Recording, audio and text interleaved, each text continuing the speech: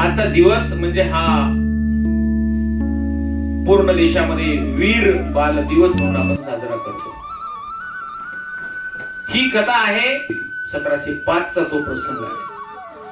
पंजाब राज्य माहिती आहे सगळ्यांना? या पंजाब मध्ये असणारे शिखांचे 10वे गुरु, त्यांचं नाव गुरु गोविंद सिंह। काय नाव त्यांचं? यांना 4 मुलं होती। किती मुलं होती? एकाचं नाव होतं अजित सिंह, दुसऱ्याचं नाव होतं जुजार सिंह, तिसरा होता जोरावर सिंह आणि चौथा होता फतेह सिंह। ही 4 मुलं त्यांना होती। आणि 1705 मध्ये त्यावेळेस मुघलशाही होती। या देशामध्ये कोणती शाही होती? मुघलशाही होती। आणि या मुघलशाहीमध्ये मुघल शिखांचे असणारे 10वे गुरु गुरु गोविंद सिंह यांच्या मागावर होते, परंतु ते काही त्यांना पकडल्या जात नव्हते। आणि गुरु गोविंद सिंहांचे असणारे मोठी 2 मुलं, पहिला अजित सिंह आणि दुसरा जुजार सिंह, हे दोघंही सैन्यामध्ये होते। आणि या मुघल सैन्यासोबत लढताना त्यांना वीर मरण आलं।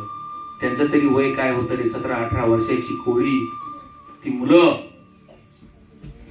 आणि ती युद्धामध्ये गेली। युद्धामध्ये गेल्यानंतर आता राहिली 2 मुलं, ती छोटी 12 ते 14 वर्षाची मुलं। एकाचं नाव जोरावर सिंह, एकाचं नाव फतेह सिंह। आणि मग या दोघांना घेऊन गुरु गोविंद सिंहाची असणारी आई, जिचं नाव होतं गुजरी, काय नाव होतं तिचं?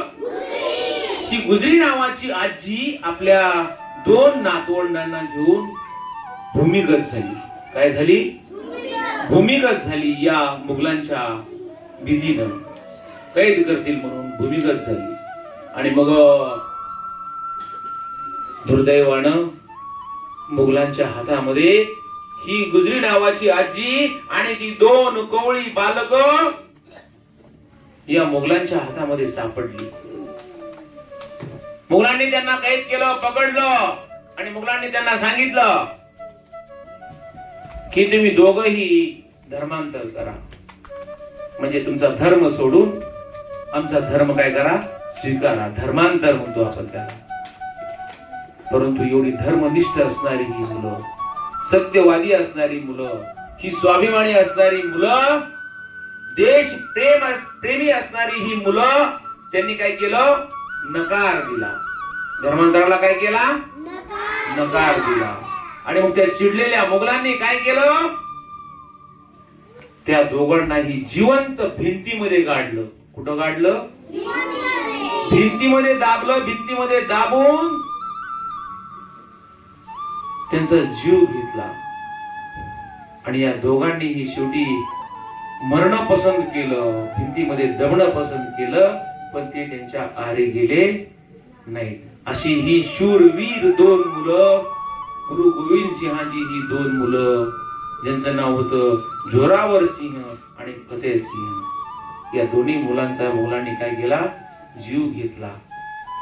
बघा रे, लहान असणारी ही बालकं, पण आपल्या या देश सेवेसाठी, आपल्या धर्म रक्षणासाठी त्यांनी आपल्या जीवाचं काय दिलं?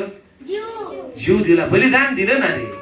आपल्याला सुद्धा मराठीमध्ये एक शिरीष कुमार नावाचा पाठ होता, ज्याच्यावरती इंग्रज अधिकाऱ्यांना गोळ्या झाडल्या। गोळ्या झाडल्यानंतर सुद्धा तो पाठ आता तुम्हाला नाही, आम्हाला होता। गोळ्या झाडल्यानंतर सुद्धा त्याच्या तोंडामधून एकच वाक्य बाहेर निघत होतं, भारत माता की। असाच आवाज शिरीष कुमारच्या तोंडातून निघत होता। अशा प्रकारची 2 मुलं। आणि मग तेव्हापासून आजचा हा 26 डिसेंबर 1705 मध्ये घडलेली ही घटना, परंतु प्रत्येक येणारा 26 डिसेंबर हा जो दिवस आहे, हा आपण वीर बाल दिवस म्हणून संपूर्ण देशामध्ये काय केला जातो? साजरा केला जातो। काय ही पण बोध कथाच आहे ना। काय बोध घ्यायचा रे येतो? की आपण या देशासाठी, या समाजासाठी, आपल्या या धर्मनिष्ठेसाठी आपण काय केलं पाहिजे? आपण आपल्याला प्राण त्याग करण्याची वेळ आली ना, तरी पण आपण मागे सरकलो नाही पाहिजे. बरोबर आहे की नाही? अरे हा देश विविधतेने नटलेला देश आहे. या देशामध्ये अनेक जाती धर्म पंथाचे लोक राहतात. आपल्या हिंदूमध्ये आपण एखादा समोर जर राम राम म्हणला तर आपण काय म्हणतो? राम राम. बरोबर आहे की नाही? मुस्लिमामध्ये अस्सलाम वालेकुम म्हणल्यानंतर समोरचा बोलतो वालेकुम सलाम रहमतुल्लाहि बरकातुहू. बरोबर आहे की नाही? तसं शिखांमध्ये या गुरु गोविंद सिंह ज्या धर्मामध्ये जन्माला आले, शिखांचे डावे गुरु, यांच्या धर्मामध्ये पण त्यावेळेस समोरचा म्हणतो ना सत श्री अकाल, त्यावेळेस त्यांना परत काय म्हटलं जातं माहितीये का? वाहे गुरु जी खालसा, वाहे गुरुजी फतेह. ठीक आहे, खूप खूप धन्यवाद.